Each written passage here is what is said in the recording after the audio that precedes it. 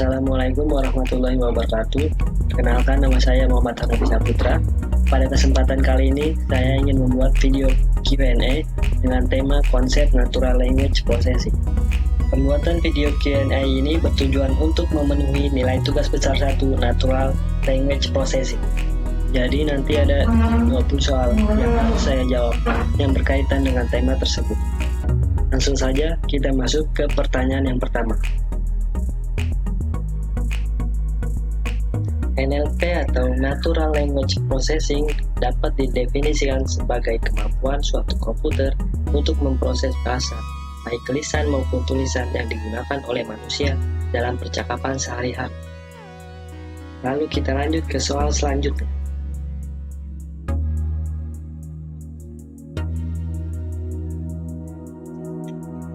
Tantangan pengolahan data atau riset di bidang NLP selain segmentasi teks adalah pertama, yaitu disambiguasi makna kata. Banyak kata memiliki lebih dari satu makna, baik dalam bentuk homonim atau makna berbeda dan tidak terkait. Contohnya kata bisa dalam makna kata dapat dan racun, maupun polisemi. Misalnya pada kata ragu dalam makna kata bimbang dan sanksi. Pembedaan makna hanya dapat dilakukan dengan melihat konteks penggunaan.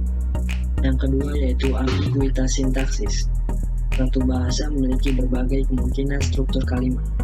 Pemilihan struktur yang paling tepat biasanya membutuhkan gabungan informasi semantik dan kontekstual. Yang ketiga, yaitu masukan yang tak sempurna atau tak teratur. Aksen dalam bahasa lisan serta kesalahan ejaan dan gramatikal dalam bahasa tulis menyulitkan pemrosesan bahasa lain. Dan yang keempat yaitu pertuturan kata. Struktur kalimat saja kadang tidak dapat dengan tepat menggambarkan maksud penutur atau penulis. Kadang gaya bahasa dan konteks menentukan maksud yang diinginkan. Kita lanjut ke pertanyaan yang ketiga. Contoh penerapan NLP pada aplikasi perangkat lunak. Yang pertama, Intelligent Personal Assistant. Perangkat lunak yang mampu melakukan tugas-tugas dan jasa berdasarkan inputan dari pengguna, lokasi, dan memiliki kemampuan untuk mengakses informasi dari berbagai sumber online. Contohnya adalah Siri pada produk-produk Apple dan S Voice pada produk-produk seluler Samsung. Yang kedua yaitu chatbot. Chatbot adalah program komputer yang didesain untuk mensimulasikan sebuah percakapan cerdas dengan satu atau lebih pengguna manusia melalui inputan suara atau teks. Utamanya digunakan untuk percakapan kecil. Contoh dari chatbot ini adalah Claire, Cleverbot, SimSimi, dan BegoBet. Kita lanjut ke pertanyaan yang keempat. Apa kegunaan library NLTK dan Sastrawi? Natural Language Toolkit atau disingkat NLTK adalah library Python untuk bekerja dengan permodelan teks. NLTK menyediakan alat yang baik mempersiapkan teks sebelum digunakan pada machine learning atau algoritma deep learning. Sedangkan Python Sastrawi adalah pengembangan dari proyek PHP Sastrawi. Python Sastrawi merupakan library sederhana yang dapat mengubah kata berimbuhan bahasa Indonesia menjadi bentuk dasarnya. Apa tujuan dari casefolding? Casefolding adalah salah satu bentuk text pre-processing yang paling sederhana dan efektif meskipun sering diabaikan. Tujuan dari casefolding adalah untuk mengubah semua huruf dalam dokumen menjadi huruf kecil. Hanya huruf A sampai Z yang diterima. Karakter selain huruf dihilangkan dan dianggap delimiter. Definisi dari tokenizing adalah proses pemisahan teks menjadi potongan-potongan yang disebut sebagai token untuk kemudian dianalisa. Kata, angka, simbol, tanda baca, dan entitas penting lainnya dapat dianggap sebagai token. Di dalam NLP, token diartikan sebagai kata, meskipun tokenize juga dapat dilakukan pada paragraf maupun kalimat.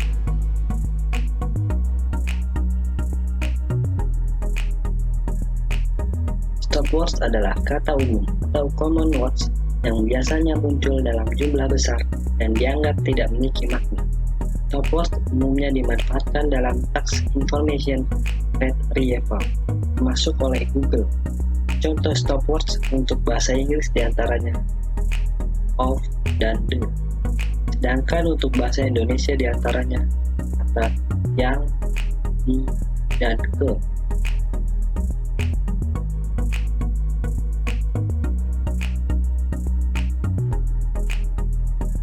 Untuk melakukan streaming bahasa Indonesia, kita dapat menggunakan library Python Sastrawi. Library Sastrawi menerapkan algoritma Nazif dan Adriani dalam melakukan streaming bahasa Indonesia.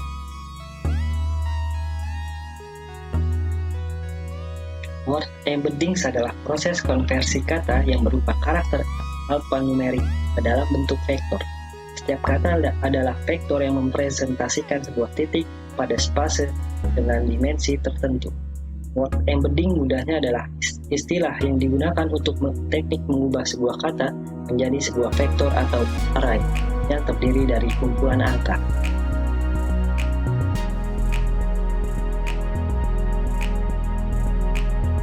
Secara umum terdapat dua model arsitektur yang dapat digunakan pada Word2Vec, yaitu Seabow dan Skipgram.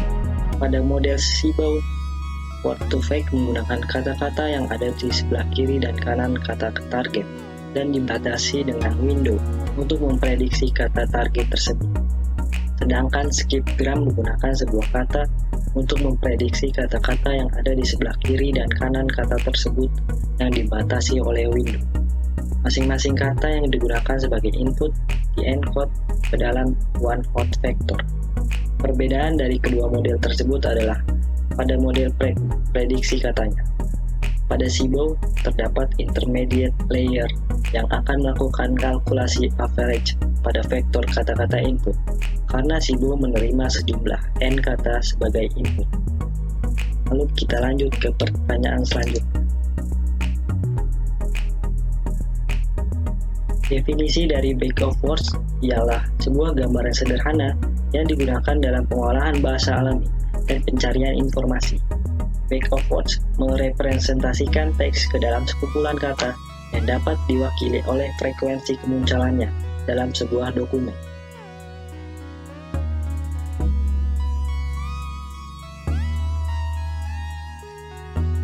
Fasttext adalah metode word embedding yang merupakan pengembangan dari Word2Vec. Metode ini mempelajari representasi kata dengan mempertimbangkan informasi sebuah.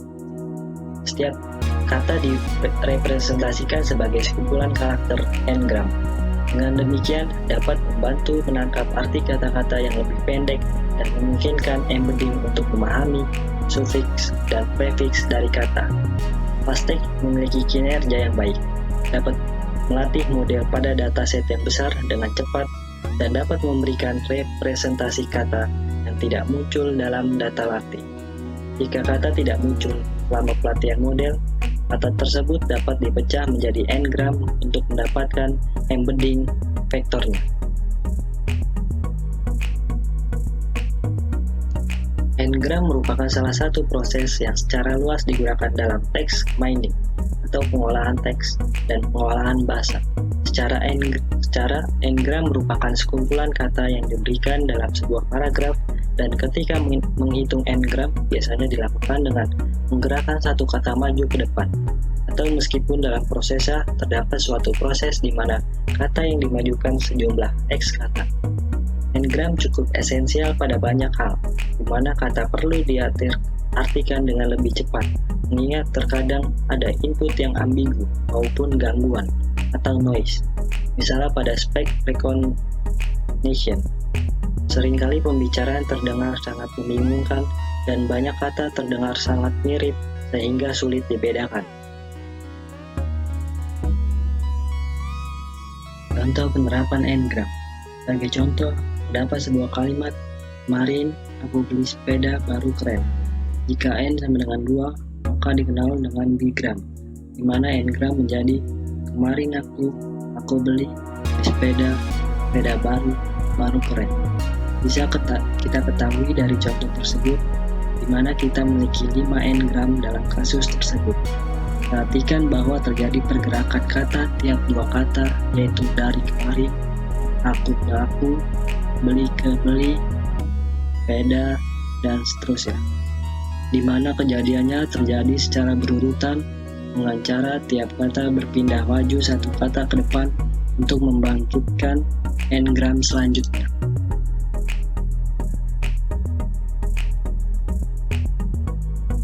Definisi dari teknik smoothing adalah salah satu teknik yang dapat digunakan agar model bahasa tidak memberikan probabilitas nol. Untuk peristiwa yang tak terlihat ini adalah melakukan subsidi silang probabilitas. Beberapa peneliti menganalogikan proses smoothing sebagai perilaku legenda Robin Hood yang mengambil harta orang kaya dan memberikannya kepada orang-orang miskin.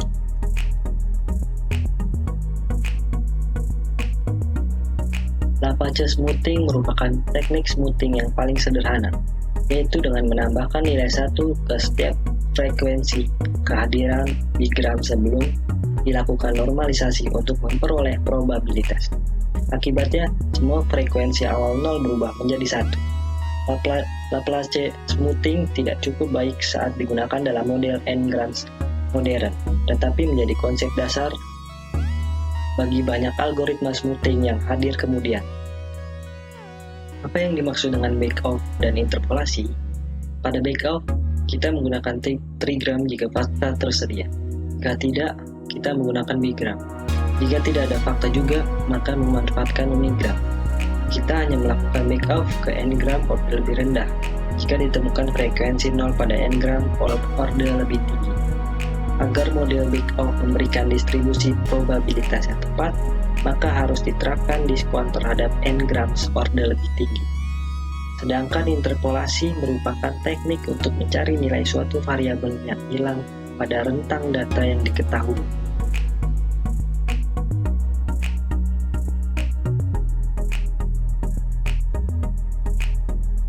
Kneserny smoothing memiliki kinerja yang baik karena Kneserny smoothing berevolusi dari interpolasi diskon absolut yang menggunakan model bahasa order tinggi dan order rendah, mengakulokasikan kembali beberapa masa probabilitas dari 4 gram atau 3 gram ke model unigram yang lebih sederhana. Inti dari Kneserny adalah dalam pengamatan cerdas bahwa kita dapat memanfaatkan interpolasi ini sebagai semacam model backoff. Ketika suku pertama atau dalam hal ini jumlah diagram relatif yang didiskon mendekati 0, suku kedua atau model order rendah lebih berbobot. Ataupun sebaliknya, jika model tingkat tinggi sangat cocok, maka suku urutan ke bawah kedua memiliki bobot yang kecil.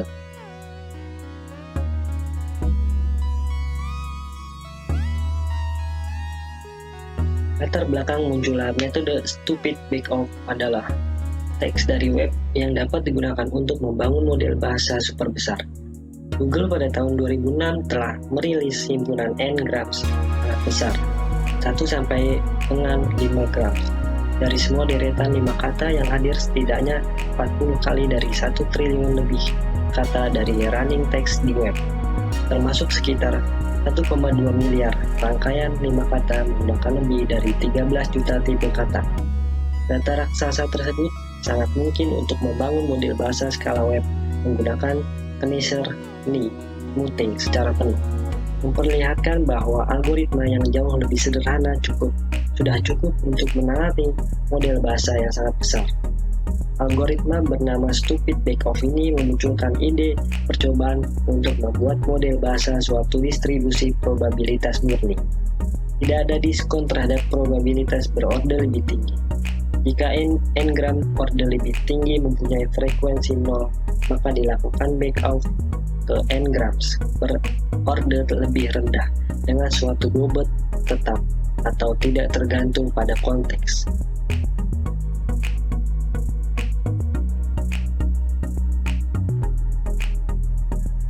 Pemikiran dasar dari good Turing smoothing adalah memanfaatkan count atau frekuensi sesuatu yang telah dilihat sekali untuk membantu mengestimasi frekuensi dari suatu yang belum pernah terlihat.